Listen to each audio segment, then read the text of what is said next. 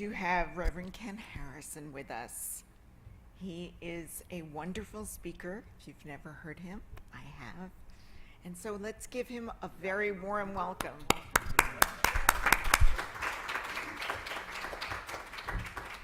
Thank you. Good morning. Good morning. Excuse me while I redress myself here. We decided to switch microphones halfway through here. So good morning. It's a pleasure to be back. Thank you for having me back. Thank you, Carol, for inviting me back. So first things first, if you can just for a moment just kind of scooch in a little bit towards the center aisle, if you would do that for me, please, so I can get a selfie here of all of us. Okay.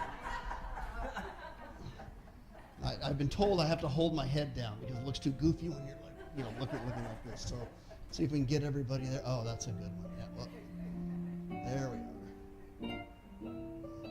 Okay, ready? Here we go. Everybody smile big. Ready? Okay. Thank you. Thank you, Adam.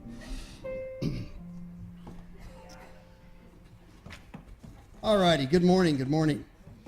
So we know that there is a power within you that can lift your life to the highest level. It can change illness into health. It can bring peace amongst turmoil. It can bring victory out of defeat. It can bring companionship and happiness out of loneliness. This power will respond to you because this power is where? Within you. Yep. So again, thank you, Carol, for inviting me back. I have a lot of history in this church, having been a guest speaker back in many years ago. And one of the things I'll tell you right up front here, if you've never heard me before or you don't remember, I talk fast. And so you kind of got to listen fast to keep up, okay? And the reason I talk fast is because that's just what I do, but also it helps us get through more stuff in the next hour so that we can go out and be tested and use what we've learned, right, in the next 6 days and 23 hours. So maybe that's why I talk fast. I don't know why. I will be back on November 14th, 12th, November 12th, I believe. Is that right? Sunday's about right, I think.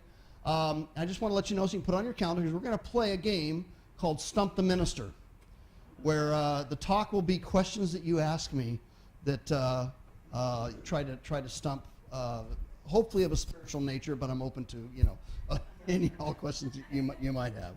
So look forward to Stump the Minister on November 12th. For those of you that weren't here the last time I was here a few months ago, let me just say I love what you've done with the place. Last time I think I spoke here was 2006, up until a few months ago. And I really just, it's just everything, even the bathroom back there is just absolutely gorgeous, And so you give yourselves a hand for that. I'm also, when you go back to after church for fellowship, take a time to look and just kind of bless the names on those plaques back there of all the volunteers of the year. I had forgotten most of those names from 2003 and 2004, 2005, 2006. So it really is nice to, even if you didn't know who they were, to kind of just thank them for getting us to this point, right? All right. And Linda, I got to say, did you write that, the blessing for the?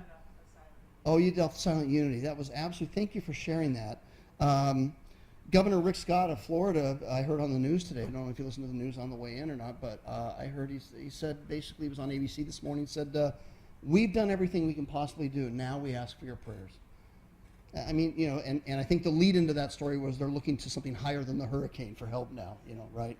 So of course, now, hurricanes, knowing what they are, it's already changed a little bit of the predicted course. It's still going to impact the whole state, but the courses are going to more be on the Gulf side than right up through the middle or on the West Coast or East Coast. So anyway, we'll just know and pray for those people. And, we learn so much from these disasters, whether it's fire or, I'm from San Diego. And, in 2003, just like other areas, we were devastated by wildfires. We lost 2,000 homes and several people died, and you just couldn't stop this thing. Well, by 2007, when the next fire, the Witch Creek fire, came along, again, it still burned a lot of homes, but the loss of life was just, we knew better how to fight wildfires, and that technology is advanced into the other fires that we've been fighting. Well, it's the same thing with hurricanes. There are people from your own fire department, or from the LA City and LA County Fire Department, that are already stationed in northern Florida, ready to go in as soon as the rains, as soon as the winds stop and die down, as soon as the hurricane goes off to somewhere else and starts to die down. That's not uncommon now, but 10 years ago it was not. In Hurricane Katrina, we didn't do that in this country. We just didn't understand how beneficial that is to have the temporary housing and to have the electrical people from all over the country and the deep water rescue people from the city of LA that are there right now. They've been there for days knowing that this hurricane was going to hit. Anyway, hey, you want to do a little spiritual exercise and physical exercise as well? Stand up for me if you would, please. Stand up. We're going to do the God stretch. God stretch. It goes like this. Follow me and repeat after me. I rise in consciousness. I rise in consciousness. I surrender to spirit. Surrender to spirit. I ground in truth. Ground in truth. I love myself. I love life. I live from my heart. I live in the flow. For now I know the truth that sets me free. Amen. You may be seated. So the dad picks up his little boy from Sunday school and said, "What did you learn in Sunday school today?" He goes, "Oh, Dad, we learned the story of Moses and how Moses freed the slaves and they were being chased by the Egypt guys and they got to the big lake and they couldn't go anywhere and so Moses got on his walkie-talkies and he started calling in the jets, and the jets started bombing the Egypt guys, and then they were able to get across to the other side safely." And the dad said, "Is that what they taught you in Sunday school?" He said, "No, Dad, but you wouldn't have believed the story the way that they told it." So that's a story of faith, the story of Moses and the parting of the Red Sea. And I hate to be the one, if you've never heard this before, to burst your biblical bubble. Stories of the Old Testament are allegories. They're stories. Something in history probably happened along those lines, but seriously, the Red Sea parting all the way down as we've seen in the movies, where you walk on dry land and the fish are just sitting there flopping on the sides of the wall. Probably didn't happen that way. Something historically happened, but we interpret that metaphysically, we interpret it scripturally, we interpret it spiritually so that the everyday people could have understood it back in that time, and back in a limited consciousness time. And so the stories do have meaning to our lives today, those Bible stories. But that was the story of faith, that Moses had the faith that what he did was right and just, and therefore they would be protected by God. Title of my talk today, if you read it, somebody read it out loud to me. What is it? Faith makes gas explode. What the hell? What is he talking about today, huh? Well, let's talk about that. Our scripture reading was Hebrews 11:1. Faith is the substance of things hoped for and the evidence of things not seen. So Mahatma Gandhi said that you must not lose faith in humanity. Humanity is like an ocean. If a few drops of the ocean are dirty, the ocean does not itself become dirty. So that's great. That takes care of our faith in the world, because I think we probably all have an underlying faith of, we can talk about North Korea, we can talk about what maybe the Chinese government economy could do to our economy, but all of those things really don't matter as long as we have the faith that Mahatma Gandhi talked about, that we as a human species are on a quest, on a path to seek a higher consciousness, and we wake up every morning with the promise that today can be a better day than yesterday, and that our children have an easier and better and more fulfilled life than we had, and that their children do that. And as long as the majority of the people on this planet do that, the world is a safe place. It always will be. And yes, things will happen. We know that things will happen. Negative things will happen. Bad things, evil things will happen. People will die. Wars will happen. Those kind of things. But there's this underlying faith that it's all okay. Getting back to the hurricane thing, I want to share with you. I may have shared this the last time I was here. The story about what happened in the 2007 fires that were up in Big Bear. Did I share that story last time? Okay. How many of you have heard of George Norrie? Radio guy, George Norrie. Okay, he has a radio show called Coast to Coast. He's on from 10 a.m. to 5 a.m. 10 p.m., 10 at night to 5 a.m. Okay, Coast to Coast on all kinds of different stations. And generally the topic is alien abductions and government conspiracies and things like that. But every now and then they get into the spiritual realm. And it was the 2003 fire that was burning towards running springs in Big Bear Lake, but also because the wind had shifted, was burning down into the suburbs of San Bernardino.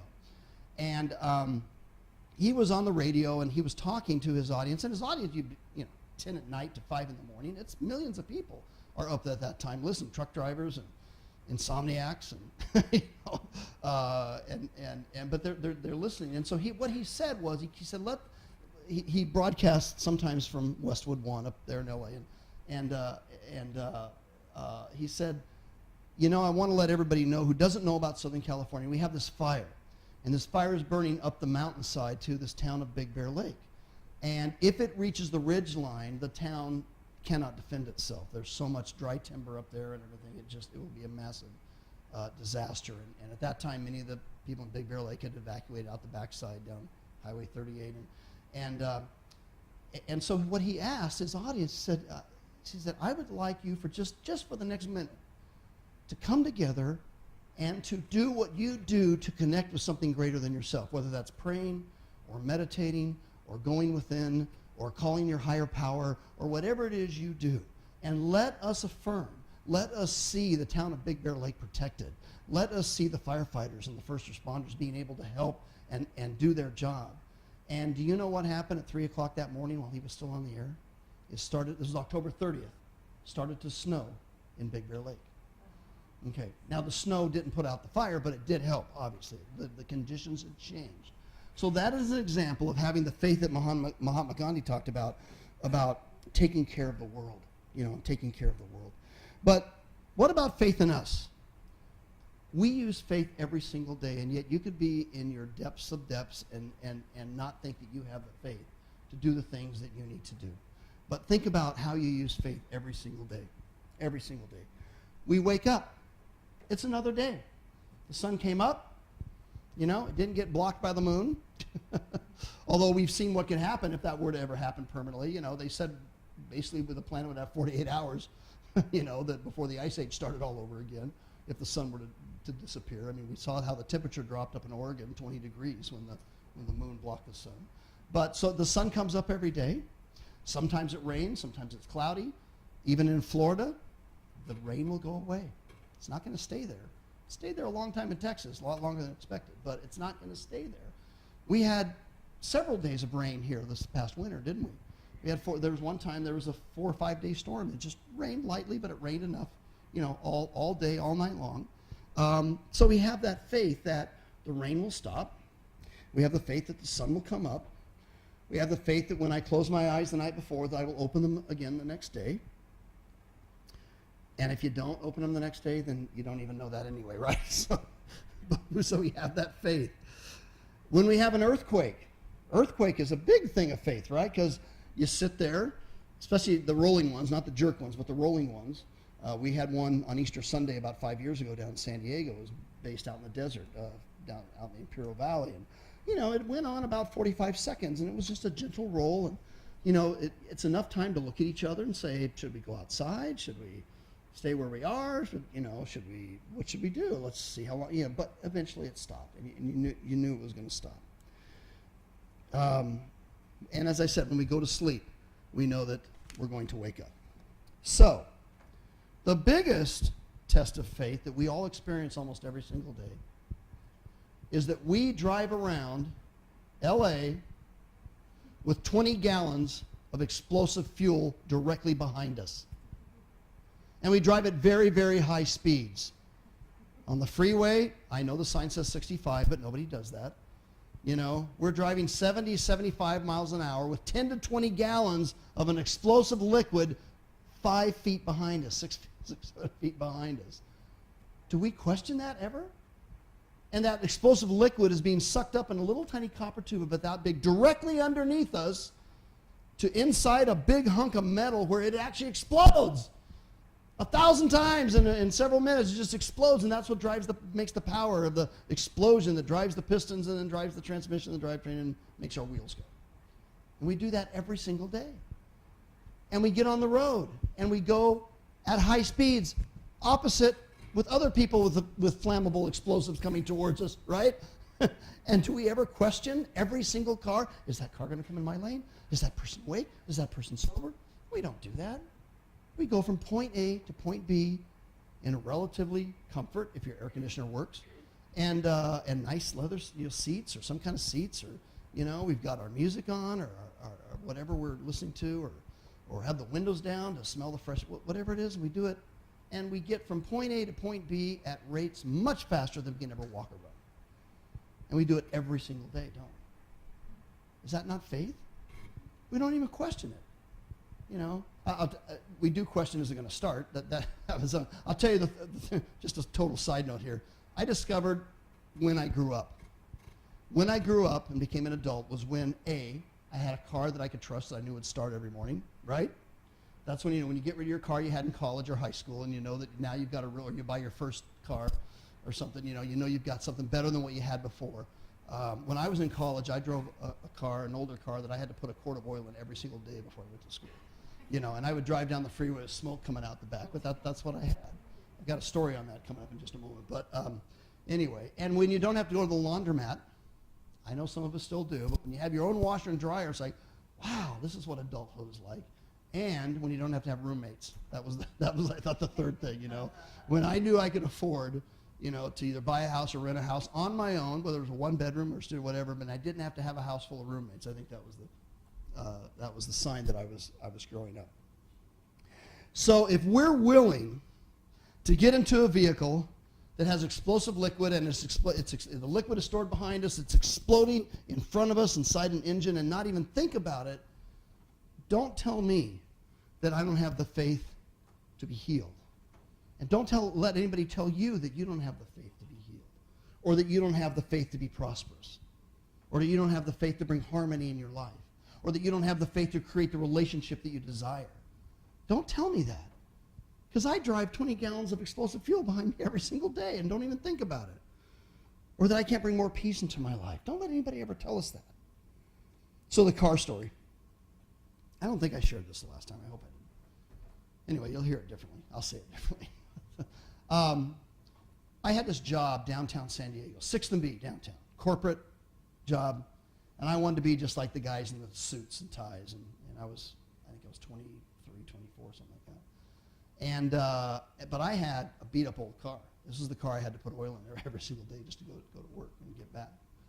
And so I started affirming, having the faith that despite the fact, and I was making minimum wage there, but despite the fact of all the outward conditions, I was driving a car that was a piece of crap. I probably couldn't afford the oil I was putting in, and God forbid if anybody that I worked with ever saw me parking, all those kinds of things. How was I going to create the kind of vehicle that I needed to safely get to work and stuff? So I affirmed that every single day as I'm looking in my rearview mirror, seeing the little blue smoke come out the back, that despite outward conditions, I can create a safe and reasonable, or safe and reliable car that can get me to and from what I need to do. And I said that every single day on the way down and on the way home. About 3 weeks later, somebody in my family came to me and offered to help. And what do you think I did? I said, oh, no, that's not the way it's supposed to happen. That's not what I was praying for. No, I'm praying for some miracle. I'm praying to get a bonus or to get promoted. So, all that kind of stuff. And as I was saying the affirmation on the way home that day, it dawned on me, what the hell did I just do? Here I asked, I received, and I blocked it, right? Sometimes we're our own worst enemy. We know that, right? So I fortunately went back to that person and said, yes, I'd love your help. And they helped me out. So but that was not a possibility. This person was not what I would consider a generous person. Somehow they saw a need and offered it on themselves. I didn't create that. I created the vehicle of acceptance for that. So Myrtle Fillmore told us that we're a child of God. So if we're children of God, how can we not have faith? How can we not have faith to do the things that we need to do, to overcome the mountains that we need to climb over, to be able to see the light at the end of the tunnel? How can we not do that? That we can't be stopped. So the next step, I know some people always ask me, is, okay, I'm fairly new to Unity, I understand, and I love the Sunday talks and the classes and things like that. What do I do next? What do I do next? I'm not a salesman for the Daily Word, but I think the Daily Word, if you don't subscribe to the Daily Word, doesn't come to your home or to your phone or to your laptop every morning, I think that's probably the next step, is to have that daily It's good to come here on Sunday. It's important to come here on Sunday. We had a wonderful meditation this morning at 9:30. I'm glad those of you that could come and join. I didn't want it to end. You know, I was surprised when I opened my eyes and looked at the clock and saw how much time had passed. It was very enjoyable. I don't usually do that very often. And but it's $21.90 a month. Daily Word, either on your phone, to get it on your phone every morning, or you can pick it up here every month. That would be a good step to start, to have that daily,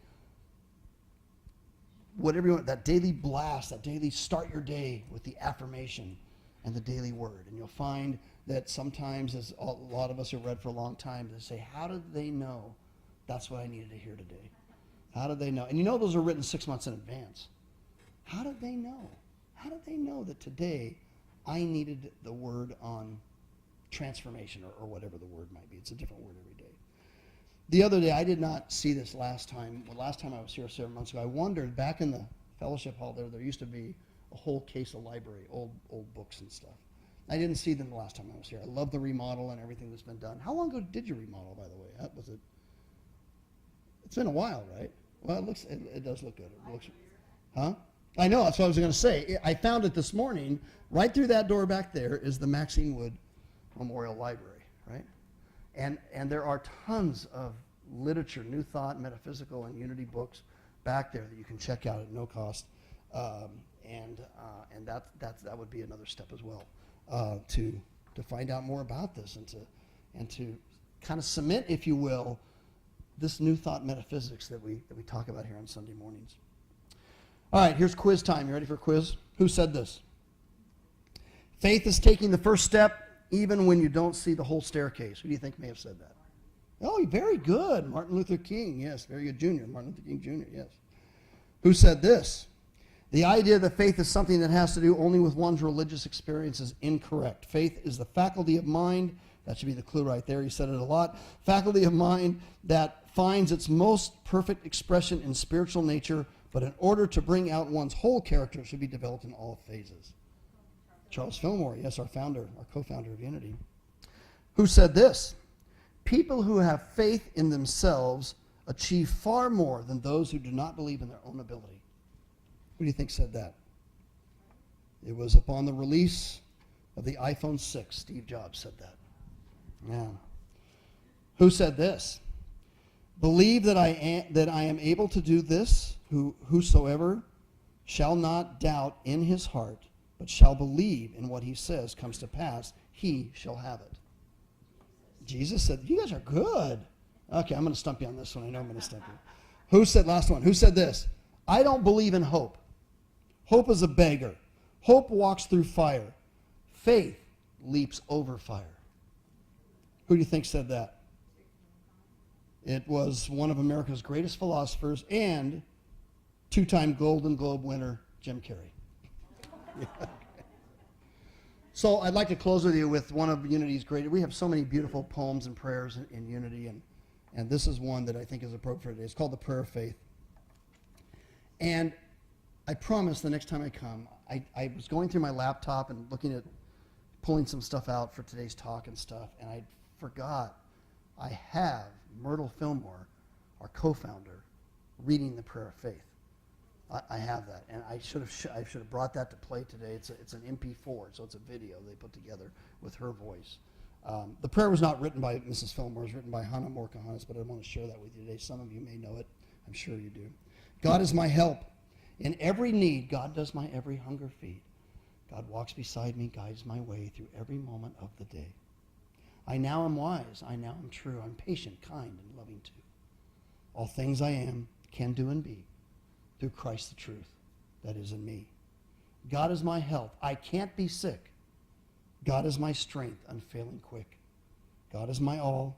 I know no fear, since God and love and truth are here.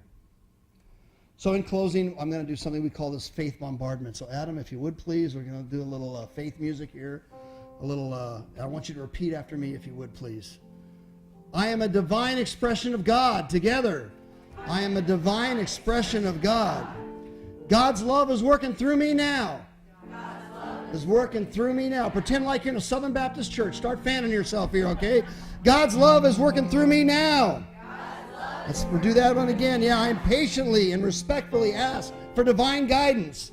I patiently and respectfully ask for divine guidance. I am responsible for my own spiritual growth. I am responsible for my own spiritual growth. When I love people more, I get more love. When I love people more, I get more love. Stand up, if you will, for me. I let go of fear. I let go of fear. I let go of pain. I let go of pain. I let go of lack and limitation. I let go of lack and limitation. I live in faith. And I live in love. I live in love. Thank you very much for having me. You may be seated. Thank you. Thank you, Adam. And I don't know if I did that last time or not, but that's a little trick ministers use to get a standing ovation at the end of their talk. So now